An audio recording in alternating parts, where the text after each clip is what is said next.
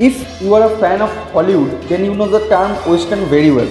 Western is a type of film where we see a bounty hunter or a cowboy riding on a horse, and the story is set in 18th or 19th century, and he kills someone or bring an fugitive to justice. This is Western generally.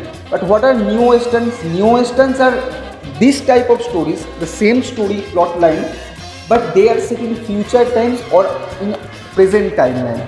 So the setting changes, the style changes, and it becomes more stylish. So which film or series changed this genre? Culminated the change, a series from Japan, an anime series, obviously, and it is created by Watanabe, Mr. Watanabe. I don't know his first name because it's so hard to pronounce. And today I'm going to talk about Cowboy Bebop.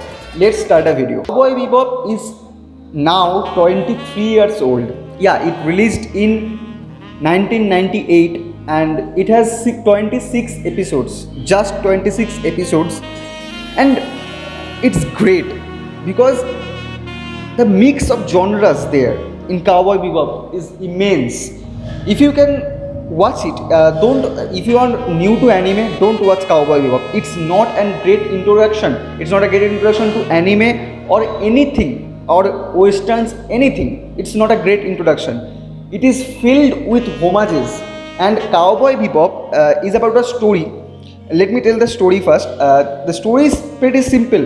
There are two bounty hunters, Jet Black and Spike Spiegel, and they are working for the police to bring fugitive to justice and bring them alive.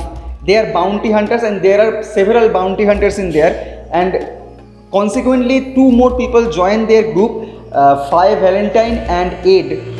So these four, they goes on quest after quest after quest, and we go on personal stories about Jade Black, about Fi Valentine, about Spike Spiegel, who is the main hero of the story.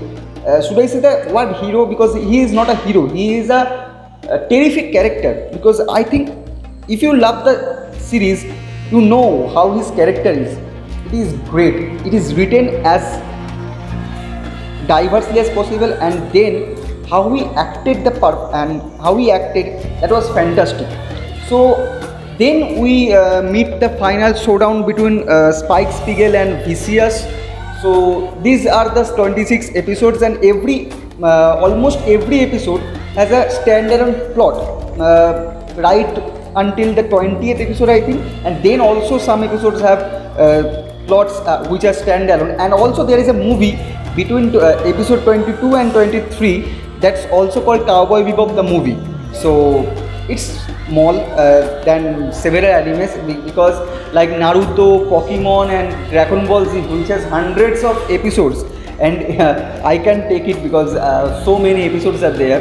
But it's small and it's great. It's engaging, it's thrilling, and it has so many genres: western, sci-fi, neo-noir, detective, mystery genre is there, comedy is there, everything is there. And the music by I think his name is Kanto or something. The music is so good, the music is so jazzy, because when you watch a Japanese anime before this Cowboy Bebop, you can't watch there is not music that's like western. Here in this series they used music from US. Yeah, that's the music of US, jazzy, and so many rock things are there, and you enjoy the music as much as you do the series.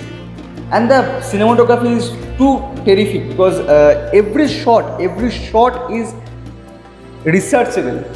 You watch the shots and you go through the episodes, and then you come back for that shot thinking about, oh, is there something I missed in this shot? Is there something in the lighting that is conveyed through me? That is this series about.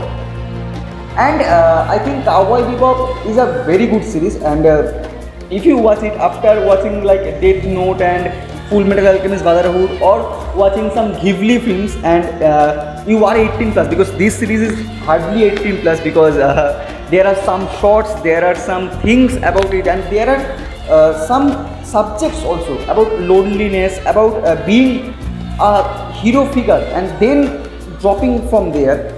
These all things and revenge and masochism and these things also come together in this series. And also I would like to take that Django Unchained, the film from Quentin Tarantino, was heavily inspired by Cowboy Bebop. If you watch Cowboy Bebop and its style, some shots of Django Unchained are almost copy of Cowboy Bebop. Yeah, there are many films, there are many series which copied Cowboy Bebop because it is so influential.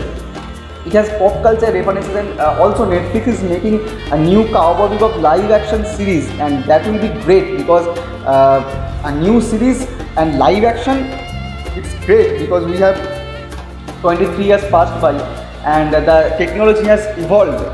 And also we would like to see what, and Cowboy Bebop showed mobile phones before even mobile phones came into existence. Yeah, and mobile phones matlab the smartphones, they showed the smartphones there also, and many other things. And you should watch Cowboy Bebop. It's available on YouTube. Yeah, it's available on YouTube, but some episodes are not available there. You can watch it on Netflix or you can watch it on any anime sites, because there are many anime sites in Google. You can search it and you can watch it for free. So Cowboy Bebop is a great anime, and this is my recommendation from me. And if you watch Cowboy Bebop, then as soon as possible watch many western films like The Good, the Bad and the Ugly, and also like Once Upon a Time in the West, and Quentin Tarantino western films like Django Unchained, like The Hateful Eight, and John Ford's films. Watch them because then you can truly enjoy, also Krug it.